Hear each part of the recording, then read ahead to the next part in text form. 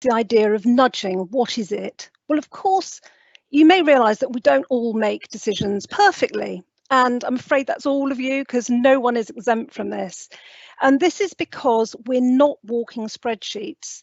I mean, I can't, and I'm sure you can't either, calculate every decision, every option that you have, and all the consequences of the decisions you make. And in fact, what you may not realise is that most decisions are actually made without conscious thought. So when you pick up the keys or your phone in the morning, or you smile at someone. And nudging exists because we sometimes need help to make better decisions. Let's look at some terminology now. So choice architecture is the physical, social and psychological aspects of the context that influence us. It's the way we organise the context in which people make decisions. Now, the next one you'll see is a definition of nudge. I'll just let you read that.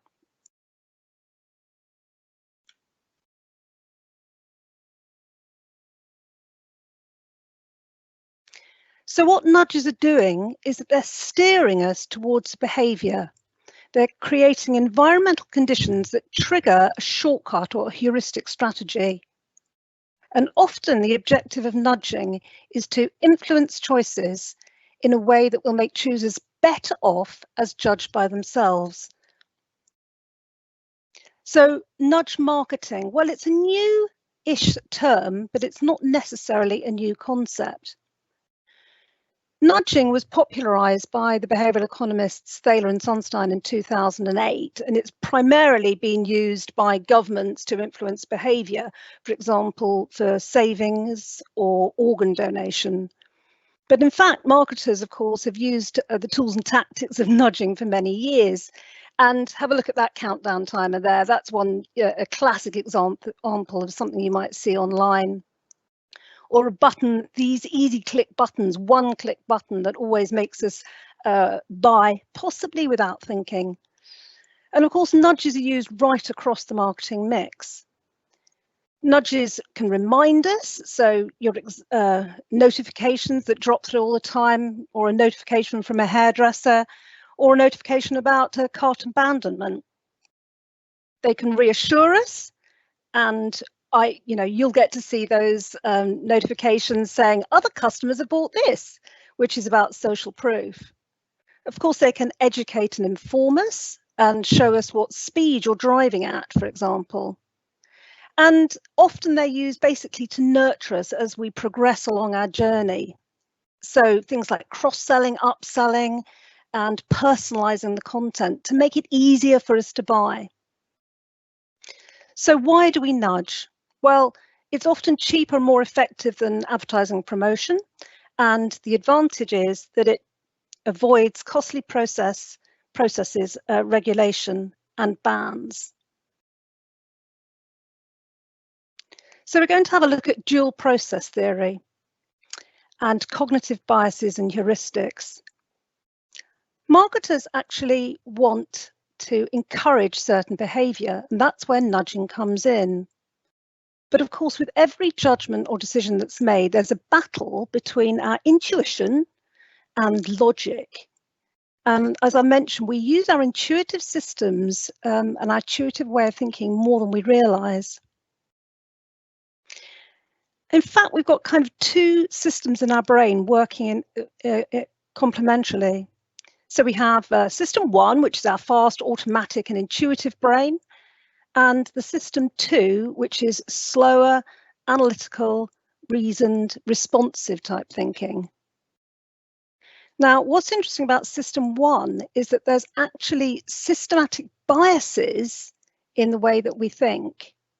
And this means that we can actually predict some automatic behaviours.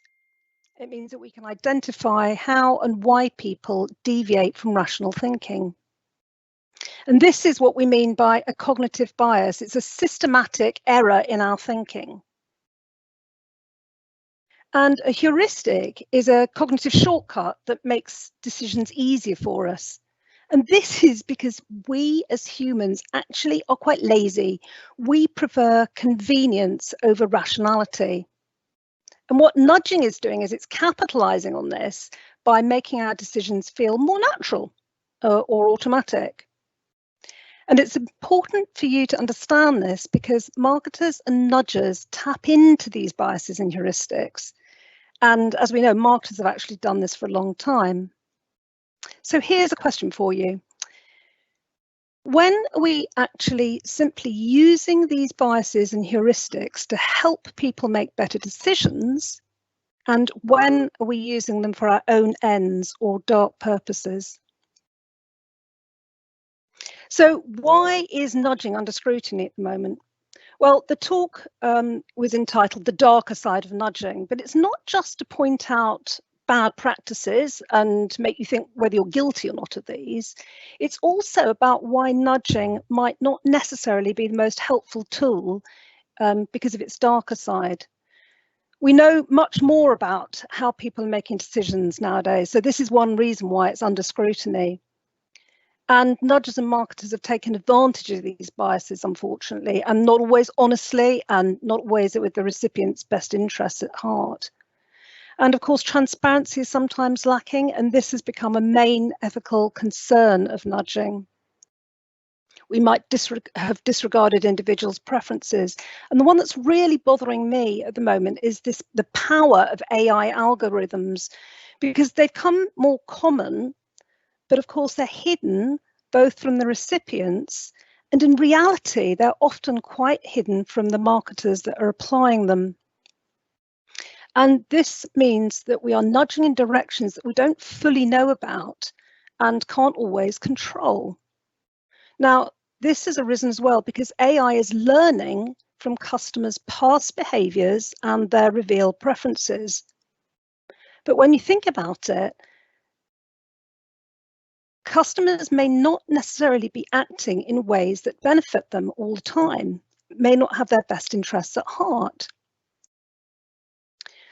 And first, second, and third order preferences come in here, but that's a debate another time, I think. But what I'm encouraged by is that marketers are actually going to benefit from the ethical debate sitting around here, because it is an opportunity for us to clean up our act. And of course, we actually also need to get more knowledgeable about ethical practices. So let's just have a quick look at marketing ethics here. Well, I'm sure we all want to be on the right side of that line. We want to think as marketers that we're happy with persuading and informing rather than manipulation or coercion. In fact, marketing practitioners rank manipulation of emotions among the most unethical behaviours, particularly when we're manipulating fear, shame, anxiety, or guilt. And here's just another reminder that there is a continuum of ethical practice. On the left, this is about our legal obligations as a very minimum, and then all the way through to the right, where we're trying to apply the highest ethical principles, which is going to give customers the greatest confidence and satisfactions. So also customers are demanding more these days regarding ethics, if you think about ethical sourcing or fair practices. And we do have ethical code of conducts, and here's one, for example, for marketers from the American Marketing Association. I'll just let you have a quick look at that. So that's the background of marketing ethics. Now we're going to look more specifically at nudging. So I'm going to take you into an area which describes type 1 and type 2 nudges. Now, the vertical axis here is showing the rational system 2 decision making at the top, and at the bottom, the system 1 intuitive decision making. And the horizontal axis is showing transparency on the left and coercion on the right. Now, interestingly, type 2 nudges, actually, which are deploying the rational thinking, they generally have greater public approval. And what they are doing is they're working on the choices, whereas type 1 nudges are working on the behaviours. So I'm just going to take you round here and show how it works. So we'll look at the type 1. These are transparent nudges. Sorry, we'll look at number 1. These are the transparent type 2 nudges, which prompt decisions which empower people to make informed choices. So the sorts of things you'll know about is footsteps encouraging you to take the stairs rather than the lift, or the fly in the urinal, or even seatbelt alarms. So not really many problems there ethically. We start to have a few more challenges at number 2, and choice architects are going to have a big responsibility here because recipients can't choose to avoid the effects of the nudge. And this is because the behavioural response is automatic. So the intent of the nudger becomes really important here. The nudge is actually only apparent after the fact. So an example here would be road illusions that help you to drive more slowly, or relaxing music, or the lovely coffee smell that may encourage you to buy more. Number 3, now we're starting again to have more challenges ethically. So there's going to be a need for tighter boundaries. And this is because the nudges are no longer transparent to the citizen and they're automatic. So it's a bit of a danger zone if we're operating here. And in fact, many dark patterns in user experience have actually crept into this area. But it's actually number 4, which is potentially the most controversial. And this is because if it's used with bad intent, it's deemed ethically wrong. You see, recipients here have been prompted to make conscious choice in a way in which information is presented is covert, and therefore it could deceive. And this might result in behaviours that deviate from a person's best interest. In theory, up here, they're still free to choose, but the lack of transparency means that it's unlikely. Now, marketers are definitely guilty of this at times. I'm just going to take you into another area, another bit of terminology. We've seen one classification of nudges, but there are many, and some consider boosts to be nudges, whereas others don't. And the reason for discussing these is that boosts is that highlights some of the weaknesses of nudging. So nudges alter the choice architecture and they tap into our cognitive limitations, whereas boosts actually help people overcome such limitations. And you'll see that from the diagram over there. Nudges are working on the choice environment, the heuristic, which determines the behaviour. Boosts, on the other hand, are actually helping people improve their ability to make decisions and nurture their competences. If you like, what we're doing is we're upgrading our repertoire of decision-making skills because we're working on the heuristics. We're trying to encourage people to make a better shortcut.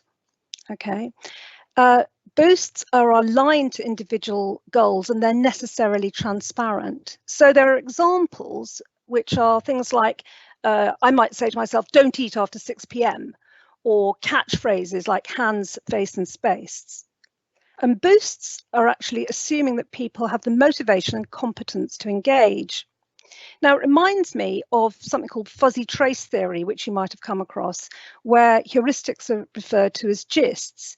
And in a study by Rayner and Mills, they showed that youngsters who were encouraged to memorize easy, catchy gists about the risks of certain sexual behaviors actually managed to improve their behaviors more versus those who had standard sex education, which was all about the facts. And this was because it was improving and boosting their heuristic repertoire, enabling them to change their behavior. So just a point about a darker side of nudging, therefore, the longer term effect could be that nudged behaviour may revert. And this is because recipients' competence hasn't actually necessarily improved. The nudge has bypassed the rational deliberation, whereas boosted behaviours should persist because we've helped people to develop new motivational skills. And with the boundaries, nudges may violate autonomy and transparency. Boosts are transparent and require cooperation. So in short, nudges steer, but boosts empower. Now, we did say we'd look at the phrase of sludge and dark nudges. Sludges actually increase friction and discourage a behaviour in a person's best interest. And it might also be self-defeating behaviour. Now, just a point here, there are different people have different terminology in this area. So some people call those dark nudges. Some sludges have a bad intent. And we know, for example, how hard it is to cancel a subscription sometime. And I've got an example in that little box there. I had 10 steps to go through, constantly grayed out the easier option, or sorry, the option that I wanted to take, and made the alternative option much brighter and more compelling. But I did get there in the end, you'll be glad to hear. Sludges, some people actually say that a sludge can have good intent, although people are concerned by the terminology there, because we could design in a friction, such as a cooling off period, or the way Twitter asks us, do we really want to share that content? So sludges could be considered good. They might be intentional, either good or bad, or they might be unintentional, and this happens quite often, such as the bureaucratic form filling or onerous privacy checks. Dark intent sludges actually often exploit biases. For example, inertia, or we talked about subscription renewal or gym membership, and present bias, because we're encouraged to spend now rather than later. But what is a nudge for one person may be a sludge for someone else, and it depends on our preferences and circumstances. Now, another term we might want to look at is this one, dark nudge, and it's often defined by the intent of the nudger. And a phrase I used earlier was these dark patterns, and this is where the user interface benefits the provider and not the user. And it's very common in UX design. And this is because we lack full attention, isn't it? When we're online, we're skim reading, we're making assumptions, and it can be quite easy to trick us. So sometimes dark patterns are coercing us or steering us into making unintended decisions, and they're sometimes harmful. So I'm going to just show you some example sludges and cognitive biases associated with these. So this is just a very brief snapshot of a study of 11,000 online retailers where they found 15 dark patterns, and 11% of them were using some form of sludge, and they were mostly covert, deceptive or hidden. Now, what was scary was that actually 180 retailers even presented false information. Okay, for example, fake countdown timers or random number generators to show how many people were currently viewing. So I'm just going to show you or have a quick look at the top 4 by the number of instances here. So that first one, low stock, we're going to run out, or there's only one room left on this booking.com website. And of course, that's appealing to our fear of missing out, isn't it? The countdown timer, as I mentioned earlier, again, appealing to a scarcity bias in us. And then I mentioned the social proof, where if we see that a lot of people are looking at something or that have approved of something, we're more likely to buy in. One that I do want to draw your attention to is this horrible word, confirm shaming. Okay, and it's where we're using language and emotion, particularly shame, to steer people away from making a certain choice. Now, have a look at that example over there in the corner. So subscribing to a healthier magazine, do I want it delivered to my inbox daily? The big bright blue, yes, I want to live healthier. Or the little unsubscribe here in, I don't want to be healthier. And that's trying to shame me into taking the right response. But it's also an example of asymmetry. And this paper actually talks about the measures that they use to assess these particular nudges. So asymmetry is when we're giving unequal weight, for example, in terms of position or colour. Coversion, is the effect hidden? Are we steered without our own knowledge? Deception is when we're being led to believe something falsely to induce an action. And hiding information is where information's maybe obscured right until the end, as though we're not able to make the best decisions there. And then, of course, it could be restrictive, which is limiting our set of choices. So let's look at the ethical considerations that sit behind this. Well, basically, the criticisms of nudging include the fact that one size fits all, but it may not produce a lasting behaviour change. Nudges can be considered manipulative.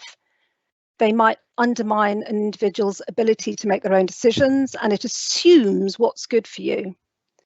So here we just have some examples of most of the ethical considerations.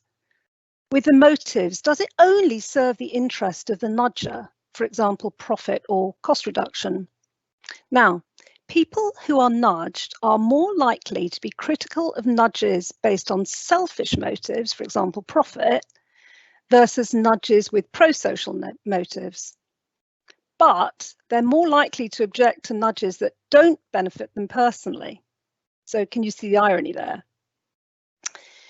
We also need to think about the preferences of those who are nudged, but who actually judges the best interests, and how do we know what preferences we have? We need to look at fairness, different circumstances.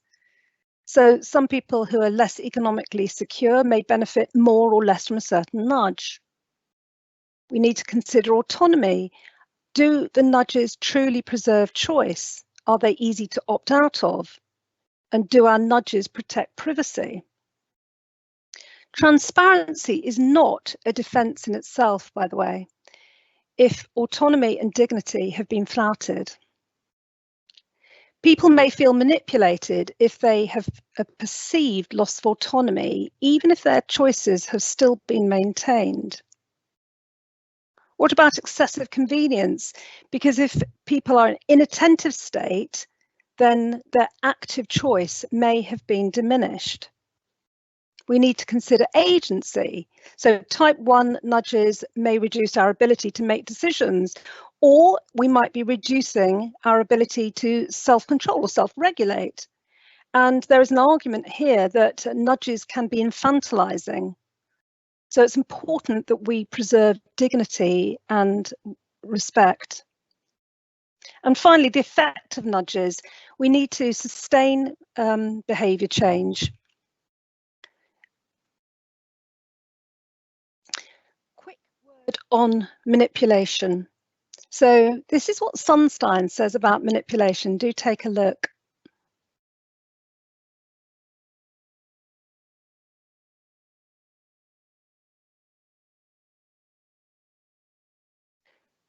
Certain nudges may therefore be considered manipulative, okay? But much advertising and promotion actually appeals to system 1. So we're kind of used to it. And sometimes we may consent to being manipulated to speed up our decision making. I love taxing my car online and the easy processes that I am nudged through to enable that. And I will therefore allow or expect it under certain conditions. For example, we're happy to see graphic warnings on cigarette packages to steer us away from smoking. So just for a bit of fun, I'm going to show you a few more examples of practices with dark potential. There are many, many out there, and we're going to give you a reading list and some resources in a few days' time. So you'll know about the decoy effect. So this is where we introduce an irrelevant product, which is high, maybe it's got a high price point or it's poor value, but the point of it is it makes the others look good. So it nudges us towards the standard regular one, which makes us a good amount of money. Now we accept it with coffee, but just a thought, what about charitable giving or pro-social behaviours? Then there's anchoring. Now, when we're in a restaurant and our waitress says to us, we'll have to wait 30 minutes for our meal, and then it arrives in 20 minutes, guess what? We're delighted and we'll give a big tip. But it's a form of anchoring. Another example, there was a study that showed that you can get people to donate more by giving different base reference points. So if you have a base reference point of £10, do you want to give 10, 50 or 100? Versus do you want to give 20, 50 or 100? Then people give more when you put the baseline higher. There's the sunk cost fallacy, and this is our tendency to continue an action that we've invested in, even if it makes us worse off. So this would include time investment. You know, you've been busy shopping for a while online, you've got everything in your basket, you've had to make a lot of decisions, and then you suddenly see that shipping charge at the end. And guess what? You'll probably pay it because of all the effort that you've invested. Visual cues and directions. Well, I'm just going to show you a benign one here, but it could be used for harm. So there we are. We have an emotional response to babies. We love looking at their faces. And this eye tracking study shows with the red where we look most. It gets most of our attention. And the green is areas of less attention. But look what happens when we change the way the baby is facing. Now looking up at the text, we can encourage people to read more because of the direction there, because you can see on the red what's happening. And lastly, I'm going to look at framing. So there are examples here about proportions. A charity donation, if the message is 5 in every 1,000 suffer, that gives us some idea. But if we actually converted that to 0.5%, it wouldn't be so interesting. And of course, we would never say, well, 995 people don't suffer. So how a message is framed is vital in nudging us. And then there's loss frames. You probably know that people sense a loss more than a gain. And there was a study showing that a message talking about preventing death rather than saving life led to more blood donations. And then we've talked about emotion in that picture already. So why might these be problematic? Well, we gave you examples in the previous slide there. It could be that they're frictionless. We've made things too easy for people. And also, if we're appealing to impulsivity, inattention, or immersion, there could be some challenges. So now I want to move into the area where we can help you, okay? Giving you a couple of frameworks here. This is one from the BVA Nudge Unit, who say that it's not good enough just to say ethics is a grey area and not deal with it. They actually want us to score ourselves. Are we on the light side or the dark side? And their recommendation is that we put purpose first, because if you're planning to deceive and you've got bad intent, well, there's probably not any need to go any further with this checklist. It also looks at the beneficiaries, preserving choice, outcomes, and will you stand up to scrutiny? And if you will need to monitor and report to be able to check on that. A simple, useful checklist here, and you'll find it in the references. Another one is the For Good framework, which covers similar ground and has a very strong academic underpinning.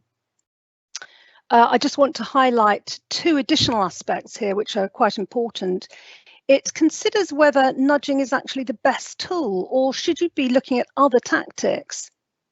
And it also asks us to look at the role of the designers and the policymakers, and also the basis for their authority and expertise to be deploying nudges in the first place.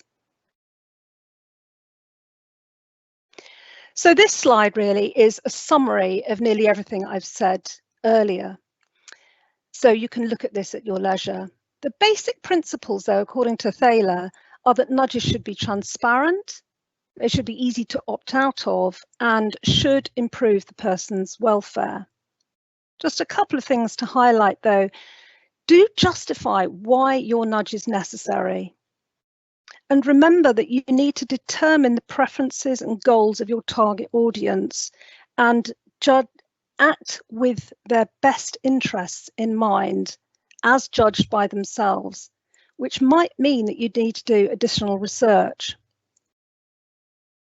And finally, just having a thought about unintended effects. Make sure that you assess the costs and benefits of nudging to both you and to those that you nudge. And please look at majority audiences as well as minority audiences.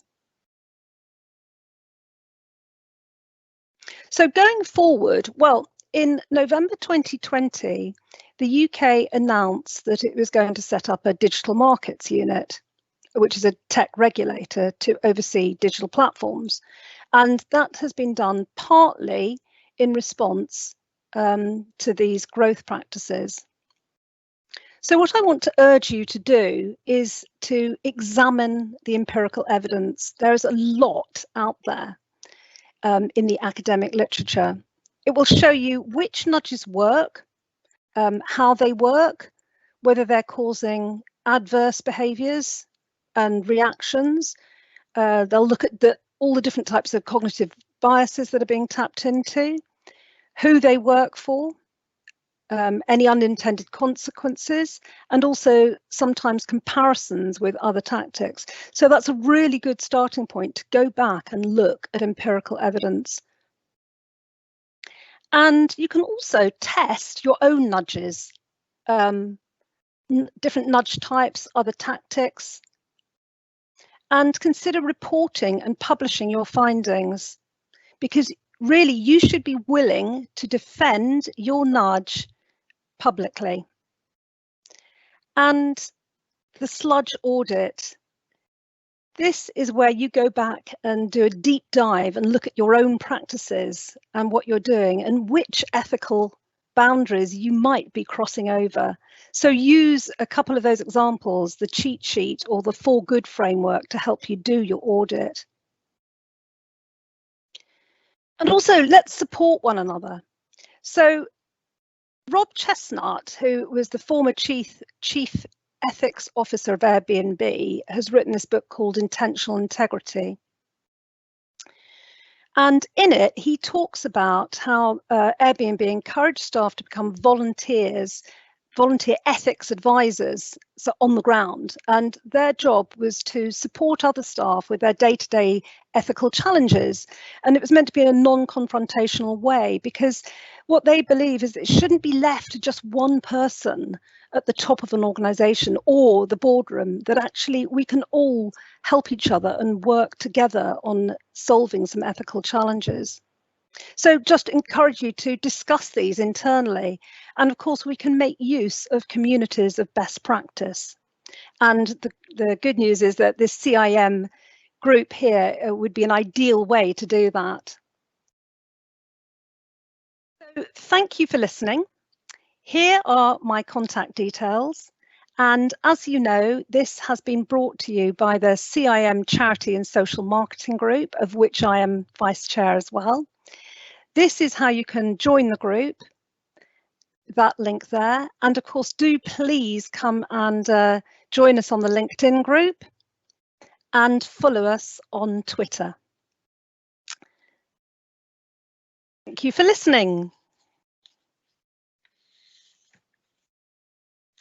Thanks very much, Liz. That was great.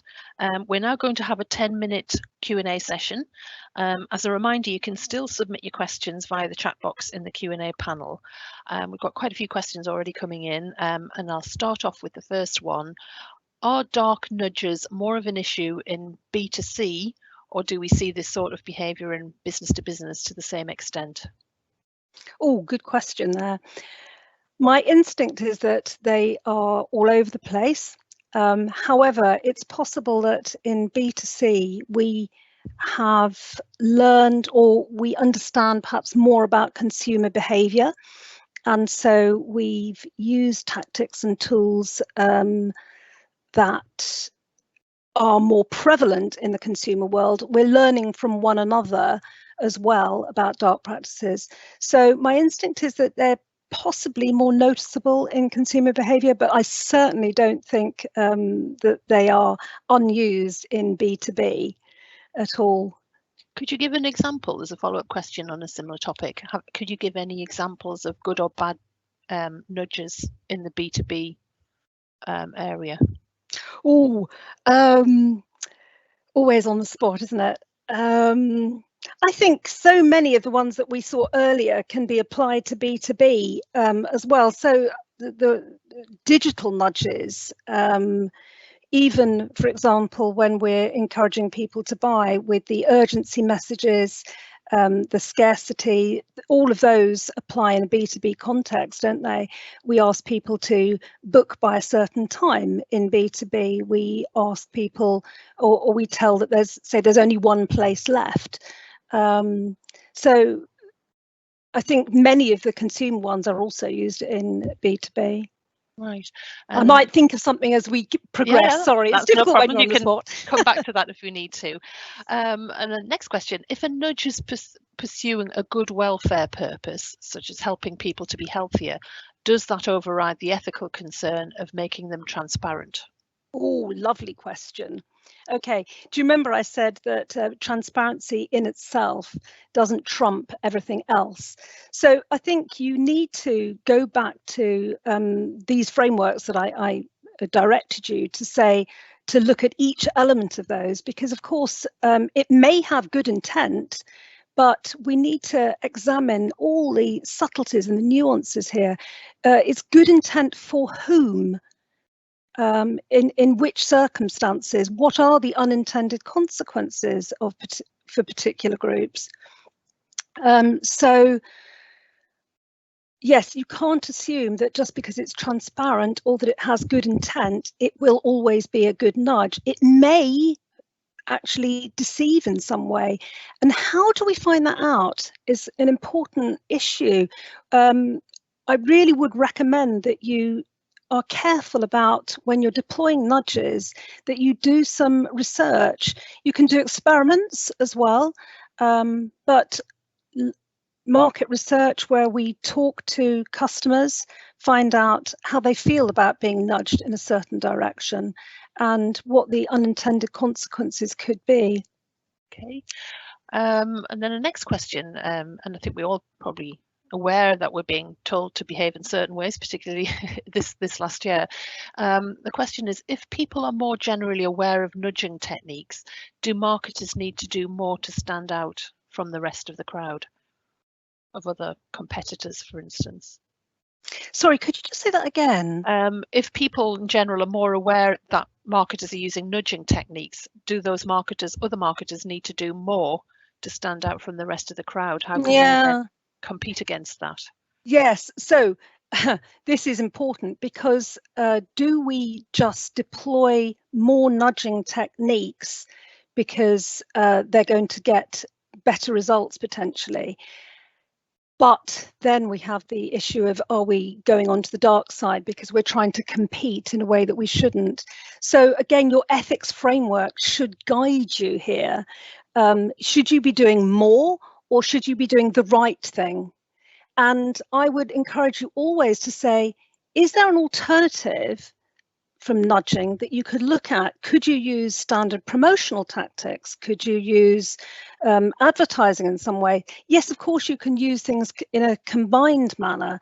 I wouldn't necessarily say that just using more and more nudging will necessarily take you in the better direction, because you're quite right. There's a lot of evidence out there saying that we're learning what tools and tactics are influencing us. I mean, most of us these days, when we try and book something on Airbnb, well, actually, we've been told yesterday that we can't book any holidays, haven't we? But when we start booking holidays again and we see all the nudges that are taking place, only one room left, etc., we have learned some of these strategies. So actually, just deploying more of them isn't going to necessarily make the world a better place. And it won't necessarily help you. So I would encourage you just to go back and look at the reason why you're doing it, what other tools and tactics are out there, and also to examine what your customers say about it. Yeah, right, thanks, Liz. Now we've got a few questions on the theme of regulation. First question is, any thoughts on the need for regulation around AI in marketing, such as the gaming industry? Another question, how can we regulate dark nudging or apply a code of practice? Any thoughts on that, Liz? Okay, so that's where I said that some new regulation has come in just recently. Well, sorry, it's not regulation. A new board is going to be set up, which it will be helping to regulate this, and it's almost certainly on the basis of these dark practices and the dark patterns that have crept in. So yes, I think we are going to be seeing more of it. We've already started to see it with things like cookie control, and the fact that airlines, for example, have had to take more care there. Yes, codes of conduct, it would be something that marketers should be developing more in terms of these dark patterns. And AI was your question, wasn't it? One of the questions, yeah. Yeah, I think gambling is a particularly frightening one there, particularly in terms of the nature of its immersive nature and secrecy. So I am expecting to see more in terms of regulation, and I would actually also like to see more in terms of codes of conduct and sharing on this. Right, thanks. And then we've got a question. How can you segment audiences effectively and reduce the cognitive bias? How would you segment audiences to reduce cognitive bias? Yes, that's the Well, question. that's a really interesting question, because cognitive bias, we are all susceptible to it, and it's something that we can't control. Okay, so actually trying to reduce it may not be the right question. It might be that we need to either help people become aware of what cognitive bias that they're tapping into, and therefore demonstrate which course, which patterns, what options are open to them. There are so many cognitive biases as well, so you can't sort of generically reduce one. So it's maybe a question about helping people become more aware of their biases, perhaps. And the point that I was talking about boosts, which is we develop people's heuristics, their shortcuts, and enable them to make better choices. That's a different way of approaching it. So have a think and take a look at whether your nudge could be turned into a boost instead. Okay, thanks. I think we've got time for perhaps one more question, so we'll finish on a topical one. And this isn't my opinion. I'm just reading out what the question is posted. Is the government's use of emotional and shaming nudging ethical in COVID issues? Well, guess what? I don't think I'm going to answer that personally. I think this is one for the floor. I wish you were all here. I could take a quick straw poll and have a look. Yes, good question, isn't it? Do I have an opinion on this? Are they shaming? At times I feel somewhat embarrassed or shamed, and maybe you too, you do. Does it influence the way I behave? Yes. Well, there's something called reactance. Okay, which is where if we feel nudged in the wrong direction, then that can cause us to react, and this can cause unintended consequences. So I might behave even worse, even more badly, because the government's told me to do something and I felt shamed by it. Okay, so yes, they do have to be very careful about messages. And again, friends, this is why I say to you, test your nudges, check what these potential backfire effects could be with your audiences, because you don't want to fall foul of them. So I didn't really answer that question, did I, Judith? But is that fair enough? I think we've all got our thoughts on that anyway, but it was quite an interesting one to end on in the current climate. And on that note, it's just to say thank you, Liz. We've had some great questions there. We'll be sharing the resources list later on that Liz referred to in a presentation, along with a link to the recording of this session in a few days' time. And I'd like to say thank you to Liz for today's presentation, the Charity and Social Marketing Group for organising the event, and a thank you to everyone for attending. We do hope you found it interesting and worthwhile. Our next webinar express is Focusing Your Brand and Marketing on Recovery and Growth, and that will be on Tuesday the 16th of February at 1 p.m, hosted by CIM Wales. You'll find it listed on the events page on the CIM website, where you'll be able to find out more information and to register for the session. Once again, you'll shortly be receiving a survey on today's event, and we'd really appreciate it if you could provide your feedback. So on behalf of CIM, thank you for joining us, and we hope you enjoy the rest of your day.